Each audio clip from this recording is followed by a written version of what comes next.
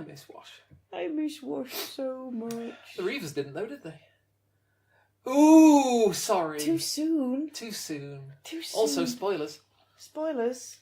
Too soon. I mean, give it another decade. How does a Reaver keep his spear clean? She runs it through the wash. Oh!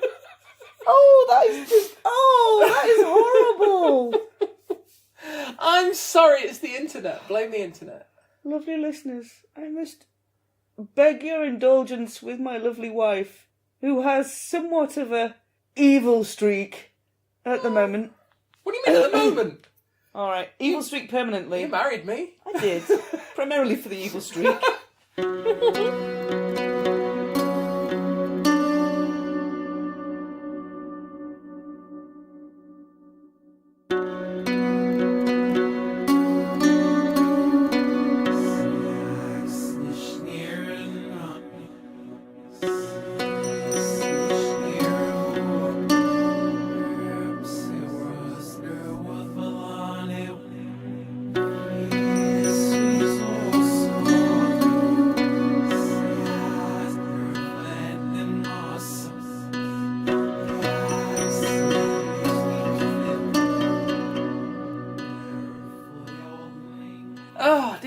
Right, me and my evil streak are about ready. Oh yeah. We're gonna give him. I forgot to switch the virtual campfire on. Did you? Hang on a minute. Okay. There you go. It's pretty good. Thank you. It's pretty good. So, let's kind of crack on, shall we? Okay. Okay, you ready now? Ready now. Okay, are you sure? More or less. I'll be... By the time I'm halfway down this cup of coffee, I'll be sure or not. Yes, that's what worries me. See, feeding you coffee is strange at the best of times. It's essential for the job. It's like, you couldn't do this with the phone switched off. You couldn't do this with me without coffee. Okay. Let's go. Let's go! Hello, listeners. We're broken this week. We are a little bit coffee spluttery this week. Broken. But we're Shattered. trying... Nay, destroyed. Yeah, we're trying not to be too broken because we've got a Frithcast to do. We have. We have. So, lovely listeners, before we go any further, we'd like to give you some introductions. Introductions. Please, go ahead. Who are you? I thank you. I'm Suzanne Martin. I'm one of the UK ambassadors for an organisation called TAC, which is the Asatru community. Thank you. I am Kate Martin. I am married to you. Hurrah! That is to Suzanne, not you, listener. Unless it's you, Suzanne, listening to this, in which case. Yeah, anyway. And I'm a druid who happens to live here. Don't confuse them. Confusing me, never mind them. The lovely listeners sat around the virtual campfire. Don't confuse them. They've got brains. They'll be all right. Yeah? It's me I'm worried about. Yeah, me too. Oh. I share part of my brain and then we'll be okay. Okay. Last episode, we looked at the wonders of cyclical time. Oh, yeah. Yeah, broke my brain for a whole episode. So we'd like to look this episode at the Ragnarok. Now, we've mentioned in passing before, and as an event, that if you look at time as cyclical, has happened, will happen, is happening, is going to happen, we'll send you a Yule card when it gets there.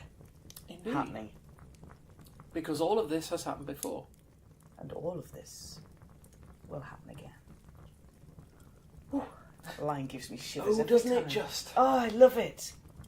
I ought to throw in a so say we all, but I think we did that last time. I think we did too. We'll give them at least, one episode between jokes that are the same, and we'll get back to it, don't worry. References, yes. Mm. Indeed. So, the Ragnarok. Tell me about the Ragnarok. Yeah. Bearing in mind I'm quite fragile. Okay. This is an event, and it might be one you lovely listeners are quite familiar with. You might have heard of it before, but if not, we're going to take it right back to the basics. This is an event which happens in the myth cycle. So that great big set of stories that chronicles from the creation of the worlds. In the beginning there was fire, and in the beginning there was ice. All the way through the rise of the gods, the building of the Walls of Asgard, the gods doing their thing for quite a while, and it kind of finishes the curve by telling you about the Ragnarok. what I know as the end of days, what some people might know as the twilight. It's the war at the end of days, the end days, the part of the mist cycle where everything isn't being built and constructed and evolving, it's devolving and going back into nothing. Okay. So it's heralded by dreams. Mm-hmm. It's heralded by what people in the mid-cycle describe as ill omens. Okay. One of the big hints of that are the prophecies that concern the death of Baldur. The Shining One. The Shining One. He is described as the fairest of all the gods, the most noble, the shining god. Mm-hmm. And the prophecies about his death and the way that the Aesir and Vanir try and slow down or stop those events end up being sort of tangled into it, leading to the Ragnarok anyway. Okay, this will be an example then of, did we touch last time on the Galadriel's mirror? We did, thing, yes. And those who turn aside from their paths to prevent something end up causing it. Yes. So it's a very, very classic example of the gods try and prevent something from happening, and in preventing it, it happens. Mm. Or in trying to prevent it, it happens anyway. They cause it. There are other foreshadows to the Ragnarok happening, and there are very clear indications written in the myth cycle. And again, we discussed it last time about, is this because they're being given very clear prophecy, or is this because they know because it's already happened? Yeah. And they're just remembering what it was. And is there actually a difference between the two? And I'm going to stop there before my brain breaks, because if I've got a broken brain, I can't do the rest of the episode. So let's not break my brain this time round. Okay. So there is a list in the myth cycle that when the Ragnarok comes, the men of Midgard, which is men with a capital M, so it's everybody rather than just half of the people, will break the bonds of kinship. Right. And we know that the bonds of kinship they're the thing that holds society together, especially in Midgard. They're the agreements that we have between us. Yeah. So you can sort of ascertain from that it's not only oaths that are going, but it's all the bonds of kinship that are going. That brother is going to go against brother when before they were absolutely bonded together as family. Yeah. It's not without parallel in the myth cycle. You can see the gods not so much breaking their oath, but bending it into a pretzel kind of shape in the Walls of Asgard when they cheat the builder from his prize by telling him he hadn't actually finished the job, but the way that they did that was circumspect, let's put it that way. It was, just on that point, it's having had some involvement with, let's say, in comparison to Fey contracts. Yes. To look at that scenario from the perspective of Fey contracts, they did it the way I would have expected that contract to work out. Yes. It's not so much about loopholes, it's because a contract with a loophole in it is a contract that's void. Mm-hmm. Even the Fae will acknowledge that, but what they will do is they will interpret it in such a way that, or they will be so, they were literally so precise about it. You haven't finished. That stone isn't in place. Yes. And therefore you haven't finished the job. Absolutely precise. So, yeah. I think whether you say cheated him... All right. Alternatively paid him. Let's put it that way. He did receive something for all of his effort and work, but it wasn't the payment he intended. No. Mjolnir at speed. Yeah, not generally anybody idea of payments as they intend it. There's a description in the myth cycle of 3 winters passing without any summers in between them. Now, if you imagine you're coming from Northern Europe, your summer and growing season is very, very short. Yes, yeah. If you have 3 winters with no growing seasons in between them, that is really not a good thing. You're narnered. You are, as you put it, narnered. Now, you see, to somebody from Britain, I have to say that constitutes like most of our years. Not only summer. Because we basically have winter and the rainy season. Yes. And sometimes we have winter and a very cold rainy season. Yes. And then we'll usually have like a nice weekend in August. Yes, and occasionally you'll get a rainy season. You'll get the rainy season when the tennis is on. Of course, yes. Yeah. Strawberries and rain. Strawberries and rain. That's basically Wimbledon, This yeah. happens, yes. But this is a very distinctive description of 3 winters passing with no summer. Okay. This is the Fimbulwinter, the long winter. You'll have to excuse me, I'm being a bit spring caught about this because I know. Bless you. It's very much, it's got markers to what will happen. Signs and portents. Lots of signs and portents. So by this point, the gods, having seen the portents and prophecies, have bound Loki. Okay. And they've tied him to a rock. And they've tried to keep him there because they know that he will play a key part in the attack in the Ragnarok, the war. Mm. So they're trying to bind him to keep him out of the way. In other words, I mean, in the literal sense, they're trying to control chaos. They're trying to take out the chaotic elements. And you can't. Of That's course the you whole can't. point. The more you try and control it, the more it will reflect back on you and the harder it will. You know, the tighter the box you try and fit the spring into, the harder it will come out. The more you tighten your grip, Tarkin, the more systems will slip through your fingers. Oh, a woman's place is in the resistance. Steady on. Politics. I know, but she was just awesome. She was just like everybody's space mom. Yeah. And now she's still everybody's space mom. Definitely. Yeah, okay. So you've also got, as well as Loki being bound at the start of the Ragnarok, you've also got his wolf son also being bound, one of his children, by a Jotun Angrboda, or Angrabotha, depending on the spelling. And his wolf child is Fenris, and they try... The gods are afraid of how big and strong Fenris is getting. And they realise that he's mentioned in the prophecies of the Ragnarok. And so they decide they're going to try and bind him as well. Okay. There is a whole story about the binding of Fenris, but needless to say, he ends up being bound. I'm going to just pick up there because I was going to ask you and then you said it. Yeah. Fenrir, Fenris. I've heard him referred to as both. These are... Yes. Yeah. Again, depending. Okay. Fenrir or Fenris, you'll see it written either way, but it means the wolf son of Loki. Loki's wolf son. One of the big portents to the Ragnarok is both Fenris breaks free of the fetters and so does Loki. And they both join the assault on Asgard. Now, the Ragnarok might be something that you're familiar with reading. You may have read about it before. But if you just take a moment to imagine what that news must have been like the very first time the gods heard it in prophecy.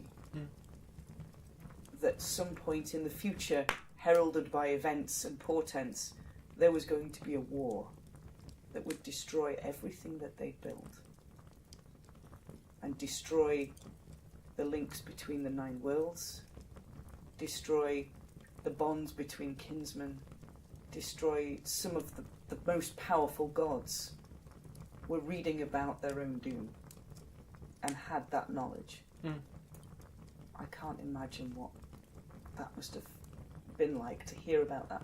But then again, if you've got cyclical time, are you ever hearing it for the first time? Are you reacting to it the same way each time? Yeah. Are you knowing what will come and knowing that you cannot avoid it? If your time is truly cyclical, then whether or not you can be said to retain memory over the course of the reset point, and I'm going to think of Ragnarok as the reset point. You know, you end up with the scenario of every time you hear it is the first time. Yeah. So I can't imagine what that is like to read your name in prophecy and know who is going to kill you. Because that's some big knowledge right there. It's the specificity. Specificity. That's a whole double espresso of sitting on your own quietly right there. That's a big thing. The next thing that happens is that Heimdall the Watcher sees a vast army of giants of Jotun with Loki and Fenrir heading for Asgard across the plains. So Heimdall sounds the horn, his horn, The Galahorn. the Galahorn, to warn the gods what is happening and what he can see. There comes then the joining of the forces in the battle. The sun is swallowed and they fight in the darkness. Lord Surt, I'd like to come back to him in the next episode Okay. and talk about him a little bit more. He leads the sons of Muspelheim and he carries a flaming sword and he leads the armies into that battle. The prophecies then say that Thor and the World Serpent will deal each other a fatal blow. Jormungand. The Jormungand, the World Serpent, the one that encircles the Midgard. They will deal each other the fatal blow. Thor will kill the World Serpent, but the World Serpent's venom will get into Thor's body and he will take no more than 9 steps before he dies. Very, very precise. Lord Surt, he of the flaming sword, will go up against Frey. Heimdall, the Watcher, will go up against Loki, and they will kill each other. Odin, the All-Father himself, and Tyr will both fall to Fenris. Both of them will be swallowed by the giant wolf. And Vidar will slay Fenris in revenge. And after this, Lord Surt commands fire. He burns everything. The lands sink back into the seas, and from there, you're almost back to the nothing. From there, Baldur returns from the land of the dead. Okay. And a new land grows lush and green again, and the gods return to their merrymaking, and from there the worlds begin again. Okay.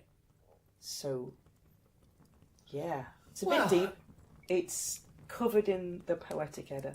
It's Yeah. also covered in Snorri Sturluson's, which is the most awesome name ever, especially if you have a lisp, the Prose Edda. Okay. So you get to read of it in both. All And right. they're both fairly similar accounts. Mm. The Voluspa, which is a seeress reciting information to Odin Allfather. Okay. If you look at stanzas 40 to 58 of the Voluspa, they talk about the Ragnarok and what happens in very specific detail. It sates itself on the lifeblood of fated men, paints red the powers' homes with crimson gore. Black becomes the sun's beams in the summers that follow, weathers all treacherous. Do you still seek to know? And what? Yeah. The other place that you find a little bit of information about this is the Gylfaginning, which is one of the sagas. And if you look at chapters 26, 34, 51 to 53, you'll find other little bits of information about the Ragnarok. Now, just to finish off, there are a few places where there is imagery connected with the Ragnarok in archaeological deposits, in evidence. And we've got 2 stones and the remains of 2 stone crosses that show images from the Ragnarok. On crosses? Yeah, so Okay. you've got Thorwald's cross on the Isle of Man, Yeah. and that shows a man being eaten by a wolf underneath the man with his jaws open, and it's been interpreted as Odin being eaten by Fenris Okay. at the Ragnarok. The Gosforth cross, which is up in Cumbria, has a mailed figure fighting a wolf, and that's been interpreted as Vidar getting revenge on the Allfather and Tyr being eaten by Fenris and fighting Okay. Fenris. So Cumbria is northwest England, just south of the Scottish border. Yes, yeah. And the Isle of Man Mhm. is kind of a full stop between It's in North the Irish Welsh Sea. coast. Yeah, it's in the Yeah. Irish Sea. So it's between the west coast of Britain and Wales and the east coast of Ireland.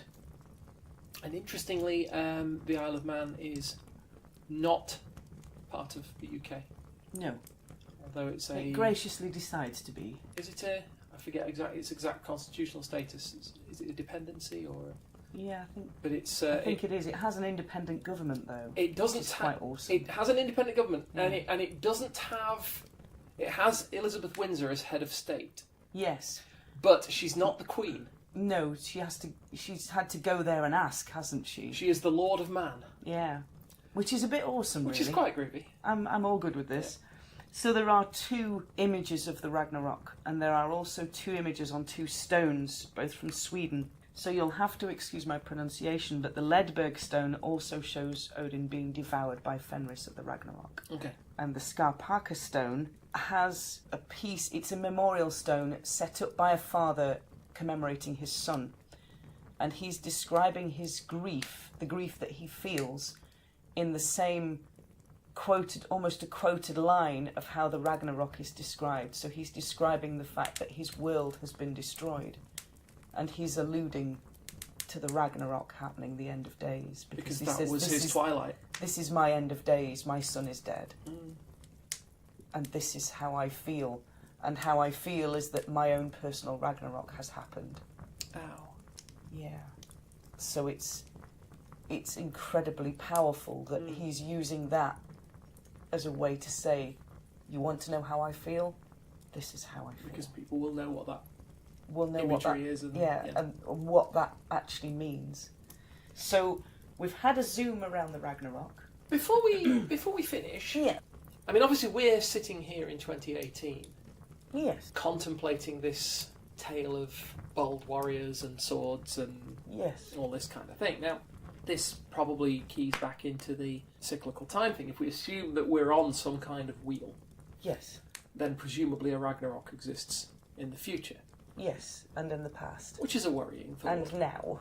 So, I guess something that I mean, it may be a matter of open for debate. It may be it may be a matter of interpretation. But when it rolls round, assuming that it does, assuming that it's something in the future, whether it's happened in the past before or not, are we looking at something that will appear to us as a battle, i.e., not necessarily clanging swords and things, but are we looking at something that would happen over the course of minutes, hours, or are we looking at something that might be happening over a long, long time? I mean, because I'm thinking that you said that some of the first things that we'll see are, breaking the bonds of kinship. Yes. Now, obviously, we don't generally do politics on this show. We don't. However, But there are some things that are politic anyway. there are some things that are politic, and in the current state of the world, certainly the what I'll call arguably the Western world, there have been things happened recently that have set people one against another to an extent that a lot of us won't have seen before. Yes. And it might be tempting to get into the habit of thinking, well, is this it? Is this the first waves on the shore? Before it all kicks off. On the other hand, then I sort of think to myself, well, but we've seen worse things than this before. Yes. I mean, obviously, you've only got to go back as far as the 40s, back to the first World War. Prior to that, you've got conflict all over the world, and on average, the world is getting more and more peaceful. Yes. As it stands at the moment. So what would a Ragnarok now look like? Exactly. It's a good question to contemplate, lovely listeners, because the worst thing that the writers of the sagas and the Eddas could think of was that. So what would it look like now 1,000 years later? I couldn't tell you. I'm also very aware of things like self-care. Of course. And keeping mental health. And even the Havamal says, don't dwell too long on things that you can't change. Good advice. A man should only be getting up in the night and being awake to go to the loo and then go back to sleep. Because otherwise, he's awake, he's had no sleep, and his troubles remain exactly the same as they did before. So they're very practical, they're very pragmatic. And for me, I think as long as there are bonds of kinship in the world, then all of them aren't broken. We're doing all right. We're doing all right. And I think this is a massive event that happened to such an extent that they described to us that the worlds collapsed. They fell apart. and that was the worst thing that they could think of. Yeah. For me, I can think of some amazing things in the world now that help go against this. Yeah. That help stave it off, that help prevent it, that help people to shine. And that is what I would rather focus on, I think, for me. And of course, we also have the possibility that the cycle has already broken. Yes. Or that there was no cycle in the first instance. I mean, so we're in spiral time rather than true cyclical time. Exactly. So it might well be that it has already happened. Yeah. And that we're living in the world that was built after it. Yeah, these are fairly deep questions, lovely listeners. So if you're going to start pondering this stuff, take a piece of cake with you. Oh, yeah. Or take whatever your treat equivalent is and don't ponder it too long. For them, just take it in small doses, in small bites, and think it through for yourselves. Yeah. It's part of what this podcast is for, is to just help you think about things a little bit, but not too much. It's also worth bearing in mind, I think, that, you know, we're looking back at I say back, you know, but the source of this mythology is we're looking back into a culture that is quite different from our culture today, that were very much more fatalistic, that were very much more sort of, you know, what will be will be. An absolute, and for them, and the major point that I think is applicable is that with a lot, as with any of the old ancient cultures, the old to ancient cultures, they were much more they were much more connected with the natural world than we are. So for them, a cycle of life and death is perfectly normal. It's an absolute natural thing, just part of life. And arguably, we probably, I know I certainly do, considering, you know, as a druid, I shouldn't, but I do get a little bit more, because I'm insulated from it. As much as I try to maintain my awareness of the natural world and so on, unavoidably insulated from these things. So stories like this are like, yes, so and quite naturally so. It's things that we don't encounter on a daily basis. The other thing that you maybe have to keep in mind is that the prose Edda and the poetic Edda are both written around the 13th century. Yeah. And that is quite some substantial time after the end of what I would consider the Viking Age. Yeah. So they're writing these things down a couple of 100 years after the events have happened. So if I ask you, lovely listeners, to write about events that are a couple of 100 years old, the chances are they're going to get a wee bit distorted on the way. This is very true. And depending on your perspective as a writer, Snorri Sturluson, who writes the prose Edda, is Christian. Okay. So it adds another layer of considerations into the things that he's writing. Yeah, that there might be some, unwittingly or not, there might be some distortion there that's been introduced by his own, what's the word, eschatology? Yeah, perspective, his own values, his own experiences.